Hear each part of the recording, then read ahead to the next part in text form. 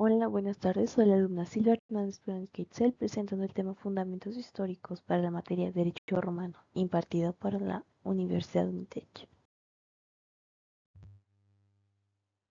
En esta actividad se investigará respecto a lo que era la civilización romana y cómo fue que se creó el derecho romano, incluyendo algunos ejemplos de las normas de esa época, explorar a fondo con tal de poder entender cómo se originó, tanto como las tres formas de gobierno fueron clave para poder originar esta gran base que separaba los poderes y cómo los senados fueron afianzados por la misma.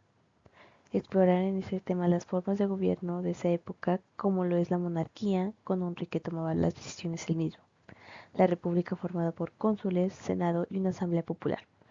Lo mismo se mantiene con el imperio, aunque el emperador tenía la última palabra, además de que se debe tener en cuenta que la sociedad estaba dividida por dos grupos, patricios y plebeyos, y un subgrupo que eran los esclavos, así como crearon las 12 tablas que abarcaban los diferentes aspectos para llevar un orden en la antigua Roma, como lo son el matrimonio, en la que se establecieron requisitos para el mismo, como la edad mínima, el consentimiento mutuo para poder regular las relaciones familiares.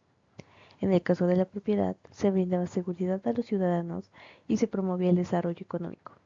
En caso de los delitos, fueron distintas penas para el robo hasta el homicidio, para garantizar la paz, orden social y una convivencia pacífica. El derecho romano surge con la fundación de Roma, y ésta se fue organizando conforme el gobierno se establecía. El por qué se llama Roma tiene muchísimas historias, pero me centraré en la que surgió como una comunidad pequeña cerca del paso comercial del río Tíber. Roma se convirtió en una potencia imperial muy grande en Italia. Recibió la influencia de las civilizaciones etruscas y griegas en aspectos políticos, culturales y militares, pero introdujo a su vez novedades que influyeron en la cultura occidental en los terrenos del derecho, las instituciones de gobierno y la tecnología civil y militar. Logró expandir sus fronteras imperiales a la mayor parte de Europa, Medio Oriente y el norte de África, gracias a su impresionante organización militar y a su capacidad estratégica para establecer alianzas y relaciones de subordinación. La cultura y civilización griega, la cual llegó a Roma desde las colonias griegas en el sur, proporcionó a los primeros romanos un modelo a seguir para construir su propia cultura. De los griegos tomaron prestado la educación y la religión, así como los fundamentos de la arquitectura. Así como los etruscos dieron un modelo de comercio y lujo urbano, el reino de Roma creció rápidamente en el pueblo comerciante a una ciudad próspera entre los siglos 8 y 9 a.C., cuando el último de los 7 reyes de Roma, Tarquinio el Soberbio, fue derrocado en el 509 a.C. Su rival por el poder, Lucio Junio Bruto, reformó el sistema de gobierno y estableció la República Romana. Nacimiento del derecho romano. Abarca más de 1000 años de legislación y de cambios de manera de entender la ley. Nace en el siglo II a.C. con los hermanos Graco, Tiberio y Gallo, que lideraron un movimiento de la reforma agraria.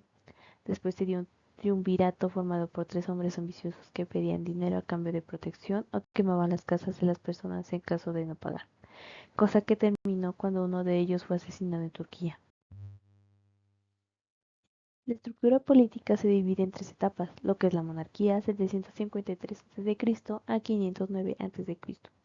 Se elegía un rey por un consejo de ancianos. Según los antiguos escritos, existieron 7 reyes. Estos, una vez en el poder, podían tomar decisiones unilaterales sin tener que responder a nadie más.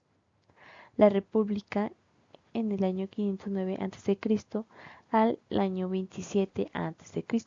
Se instauró al derrocar al séptimo rey Lucio Tarquinio y se formó el Senado conformado por patricios y plebeyos, además de que los cónsules eran conformados por altos magistrados. El imperio llegó en el año 27 a.C. al 476 de la era común, instaurado por Octavio, que cambió su nombre a Augusto y fue el primer emperador de Roma, un gobierno unipersonal y autocrático. El poder era del emperador y sus acciones y decisiones no eran sujetas a las leyes. Aunque había paz, continuaron los enfrentamientos fronterizos. Estructura social. Los grupos en Roma se dividían en dos grupos muy fáciles de diferenciar que son los patricios, un grupo minoritario de familias nobles que fueron residentes desde los inicios de Roma, ocupaban altos cargos políticos y militares. El segundo grupo eran los plebeyos, que eran más de la población en Roma y esos tenían el derecho de ser propietarios de tierras, ser comerciantes, artesanos o campesinos. Algunos pagaban a los patricios por protección, aunque eran libres, pero se mantuvo el mismo nivel de decisión política a pesar de las revueltas de los patricios, además de los esclavos que eran los arrestados durante las guerras y como la historia nos ha mostrado podían liberarse si compraban a esa persona sin tener otro título que no fuera ese. A mayor difusión del cristianismo, esto fue disminuyendo más, pero no fue erradicado. Formas de gobierno en Roma. Monarquía. El rey representaba el poder absoluto. No era elegido por el pueblo, sino por el consejo de ancianos. No respondía ante nadie y su decisión era absoluta. En la República se dividía entre dos cónsules elegidos anualmente. El papel del Senado era solo para asesorar y existía una asamblea popular para votar acerca de las leyes y tomar decisiones en políticas importantes. En el imperio, el emperador tenía el poder absoluto, era la figura representante de la ley y el orden. Aquí ya entraba la religión y el emperador por mandato divino gobernaba. Se mantiene al Senado y a la Asamblea, pero al final el emperador tenía la última palabra. Como conclusión en este trabajo aprendí acerca de cómo el comercio surgió en Roma, de ahí las clases sociales como los patricios, plebeyos, esclavos, cómo su política cambiaba con el tiempo y cómo la agricultura y escultura fueron fuentes para el comercio. Fue interesante saber cómo pasó por las etapas de una monarquía a pasar a una república con senadores para asesorar las decisiones finales, incluso la parte de la asamblea formada por plebeyos y patricios, a pesar de que estos últimos se oponían. Fue un gran cambio para esa época, e incluso como algunas de estas leyes eran bastante adelantadas a su época, como la de los matrimonios.